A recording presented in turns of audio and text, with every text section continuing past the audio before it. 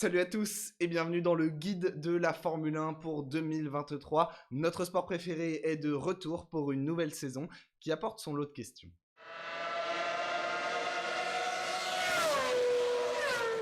La Formule 1 est de retour pour une nouvelle saison en 2023 qui doit être une sorte de prolongation de la saison 2022 et surtout des règles qui ont été introduites à ce moment-là avec une révolution technique, le retour de l'effet de sol et des monoplaces complètement différentes. Une nouvelle réglementation qui a plutôt apporté satisfaction. Comme on l'espérait, les nouvelles voitures arrivent à mieux se suivre dans les virages pour ainsi pouvoir s'attaquer plus fréquemment, avoir des batailles qui durent pendant plusieurs tours. Là-dessus, ça a fonctionné. Malgré tout, il y avait encore quelques points à faire évoluer, ce qui signifie que le règlement 2023 est une évolution de 2022 avec sur le plan technique assez peu de changements. Le principal changement va être pour résoudre le problème du marsouinage, le rebond provoqué par le retour de l'effet de sol qui vient plaquer les voitures contre la piste jusqu'à couper le flux d'air et à ce que cela crée tout simplement un rebond. C'est quelque chose qui n'était pas souhaité, pas non plus attendu avec cette nouvelle réglementation. Seul Adrian Newey pour Red Bull avait su l'anticiper, lui qui a fait il y a quelques années maintenant une thèse sur l'effet de sol. Forcément il avait quelques longueurs d'avance, mais en 2023 la F1 a choisi de mettre en place des mesures afin de s'assurer que les voitures ne rebondissent plus puisque cela présentait des dangers. Avant tout pour les pilotes, voilà, physiquement c'est pas terrible de rebondir à 300 km/h en pleine ligne droite. Il y avait aussi des soucis de visibilité, enfin c'était clairement quelque chose qu'il fallait gommer et donc pour cela les planchers vont être rehaussés de 15 mm cette saison. C'est très peu, mais en Formule 1 on sait ça se joue à des marges microscopiques et également il y aura des tests de flexibilité qui seront plus rigides cette saison pour s'assurer que les normes sont bien respectées. Parmi les événements marquants de la saison 2023, le crash de Zhou Guanyu à Silverstone était extrêmement impressionnant et a laissé des traces dans le règlement technique de 2023. Pour éviter qu'un tel incident se reproduise, les rétroviseurs sont agrandis de 5 cm. C'est assez peu, mais ça devrait vraiment permettre aux pilotes de mieux voir. On sait déjà de base qu'ils sont microscopiques. Bon, en plus, quand ça rebondissait en ligne droite, on n'y voyait vraiment rien, donc c'était un changement nécessaire. Mais également, l'arceau de sécurité sera renforcé, ou plutôt est renforcé sur les nouvelles monoplaces, puisqu'on l'avait vu l'année dernière, il n'avait pas assez bien protégé le pilote chinois. Heureusement que le halo était là. Et enfin, on note que le plafond budgétaire mis en place depuis la saison 2021 continue de descendre, une limite à 135 millions de dollars pour cette saison. Alors à noter que c'est pas exactement 135 parce qu'il y a des ajustements qui sont faits en fonction de l'inflation, mais également du calendrier. 135 millions, c'est prévu pour 21 Grands Prix. On verra qu'il y en a 23 cette saison, donc ça va être un petit peu rehaussé, mais en tout cas c'est le chiffre qui est donné de base et qui ne prend bien sûr pas en compte certaines dépenses telles que le marketing, le salaire des pilotes ou encore le salaire des 3 plus grosses personnalités de l'écurie.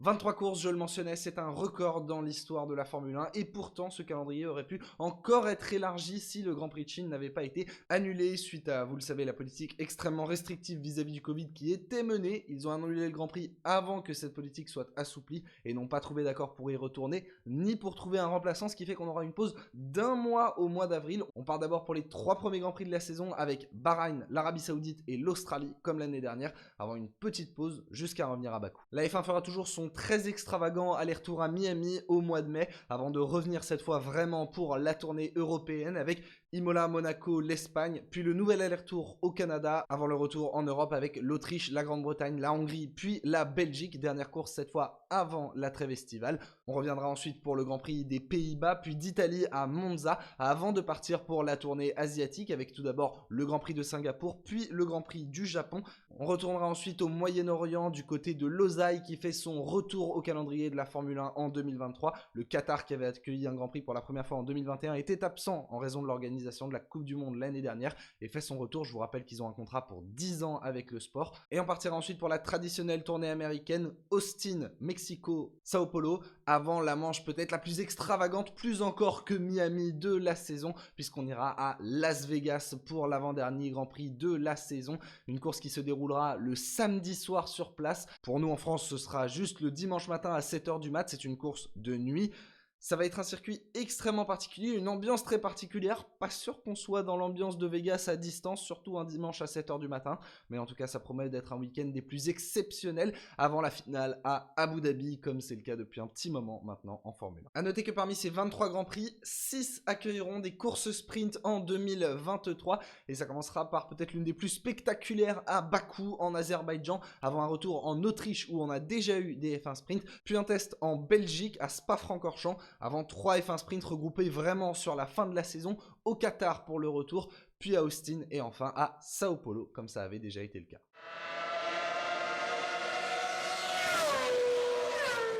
La F1 teste donc des nouvelles choses avec ces F1 sprint, mais également avec les formats de qualification, puisque sur 2 grands prix cette saison, on aura un format tout nouveau. Enfin, on va conserver Q1, Q2, Q3, les 3 séances de qualification comme d'habitude, sauf que en Q1, vous serez obligé de rouler en pneus durs. 2 trains de pneus durs seront alloués. En Q2, obligatoirement des pneus médiums, là aussi 2 trains. Et en Q3, uniquement des pneus tendres, toujours 2 trains. Mais en tout cas, ce sera un gros changement par rapport aux autres saisons qui va être expérimenté 2 fois cette année, avec donc une première séance de qualification où on s'attend à voir les pilotes en grosse difficulté. Faire des tours rapides avec des pneus durs, ce sera vraiment compliqué, pour ensuite monter en puissance au fil de la qualification. Ça promet d'être une vraie curiosité de cette saison 2023. Bon, on va lui laisser sa chance avant de juger, mais en tout cas, on peut noter que parmi ces pneumatiques, l'allocation sera la même qu'en 2023, avec toujours des pneus tendres, médiums, durs pour ce qu'on voit à la télé, les tendres étant les rouges, les médiums les jaunes et les durs les blancs. Mais la gomme évolue chaque week-end, ce ne sont pas par exemple les mêmes tendres d'un Grand Prix à l'autre. Les pneus allaient de C1 pour le plus dur à C5 pour le plus tendre, ce qui voulait dire que, eh bien, par exemple, sur un circuit, on pouvait avoir des C3 qui soient les pneus les plus tendres, et que sur un autre circuit, ce soit les C3 les pneus les plus durs. Cette configuration n'évoluera pas, cependant, on va rajouter un pneu C0, ou plutôt l'ancien C1, donc le pneu le plus dur était tellement dur qu'il va glisser en C0, et on va rajouter un nouveau pneu en C1, qui sera donc intermédiaire entre le C0 et le C2.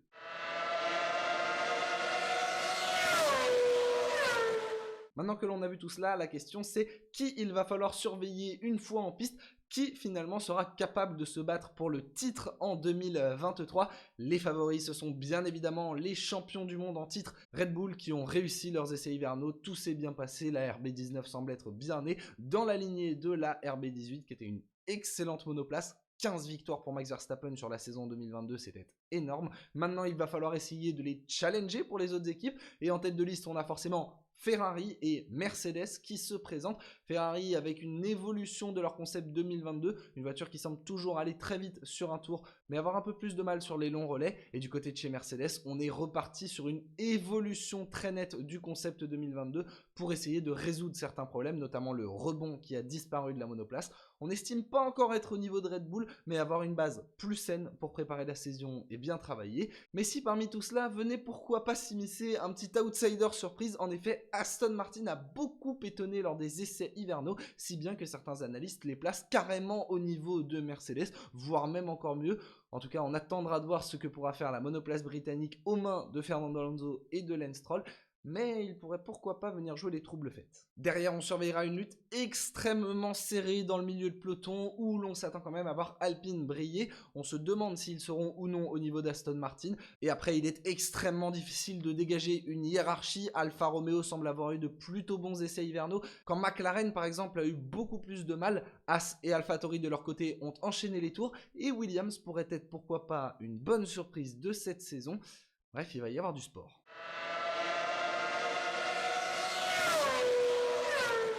De cette hiérarchie se dessine la hiérarchie des pilotes, forcément, avec un Max Verstappen qui a semblé intouchable en 2022, surtout une fois que l'on avait effacé les 3 premiers Grands Prix de la saison après un début un petit peu plus compliqué, où Ferrari avait semblé pouvoir s'opposer à la force néerlandaise. Maintenant, la question est de savoir si oui ou non Charles Leclerc sera un adversaire crédible au titre cette année, et si pourquoi pas les pilotes Mercedes, Lewis Hamilton en quête d'un 8e titre pour devenir l'unique recordman, ou George Russell pour s'affirmer comme un leader de la nouvelle génération, seront capables eux aussi de venir se battre pour le titre. Et n'oublions jamais forcément, si on compte Aston Martin, un Fernando Alonso qui pourrait surgir on ne sait pas trop d'où. On s'attend quand même à le voir un peu en retrait, mais il serait toujours très dangereux d'écarter trop vite le taureau des Asturies. À côté de cela, il ne faut pas non plus oublier les coéquipiers respectifs de Max Verstappen et Charles Leclerc, Sergio Perez et Carlos Sainz, qui vont tenter de s'imposer et de se battre pour le titre. tout comme un Lance Stroll essaiera de survivre aux côtés de Fernando Alonso sans avoir eu les essais hivernaux pour bien se préparer. Derrière, on surveillera donc avec grande attention les performances de nos deux Français, Pierre Gasly et Esteban Ocon, tous deux chez Alpine cette saison, et de voir si l'un ou l'autre sera capable de prendre le dessus, eux qui ont une trajectoire extrêmement similaire et que l'on présente comme un duo très homogène, devront notamment se battre avec un duo extrêmement jeune du côté de chez McLaren, le plus jeune de la grille, puisque Lando Norris accueille un nouvel Australien à ses côtés, Oscar Piastri, ancien pilote de réserve Alpine, qui débarque chez les Oranges. Il est l'un des 3 rookies de cette saison, puisque l'on dénote aussi Nick De Vries, champion de Formule 2 là aussi, mais c'était en 2019. À 28 ans, le néerlandais rejoint AlphaTauri aux côtés de Yuki Tsunoda, et également Logan Sargent, le premier américain depuis Roberto Merhi en 2015, qui vient aux côtés d'Alexander Albon chez Williams. Dans ce milieu de peloton, on compte encore un revenant, Nico Hülkenberg du côté de chez Haas pour remplacer Mick Schumacher aux côtés de Kevin Magnussen. On sait que les deux ont parfois eu des relations tumultueuses par le passé. Entre Ocon, Gasly et Hülkenberg Magnussen, c'est vraiment des line-up que l'on ne se serait pas attendu à voir il y a quelques années. Et enfin, un duo uniquement est inchangé dans le milieu de peloton, puisque Valtteri Bottas et Zhou Guanyu continuent pour une deuxième saison à côté, eux qui avaient tous les deux rejoint l'écurie italo-suisse Alfa Romeo Sauber en 2022. Voilà, il me semble que vous avez toutes les clés de compréhension de cette saison 2023 de Formule 1. Est-ce que la jeune génération va définitivement prendre le pouvoir, comme cela semble se dessiner depuis maintenant quelques années, avec Max Verstappen qui a remporté les 2 derniers titres, un Charles Leclerc vice-champion l'année dernière et un George Russell qui a battu Lewis Hamilton en 2022? Ou est-ce qu'au contraire, les papis feront de la résistance avec un Fernando Alonso de retour dans la lutte ou un Lewis Hamilton en quête d'une nouvelle couronne? On attend en tout cas les réponses dès ce week-end avec le premier Grand Prix de la saison à Bahreïn, et on le suivra comme pour beaucoup de Grands Prix, je l'espère, cette saison en direct ensemble sur cette chaîne YouTube. Rendez-vous à partir de 15h45 ce dimanche, le départ est fixé à 16h pour la première course de la saison. Ne manquez pas le début de cette saison fantastique où nous aurons enfin des réponses à toutes les questions que nous avons posées tout au long de cette vidéo. Sur ce, bien écoutez, merci à tous d'avoir regardé cette vidéo, j'espère qu'elle vous aura plu. N'hésitez pas à vous abonner pour être notifié des suivantes. On se retrouve dès demain pour le récap de l'actualité F1 comme chaque semaine, et donc dès dimanche pour le premier Grand Prix de la saison de Formule 1. D'ici là, écoutez, portez-vous bien, c'est le plus important, et sur ce, moi je vous dis à la prochaine. Ciao ciao.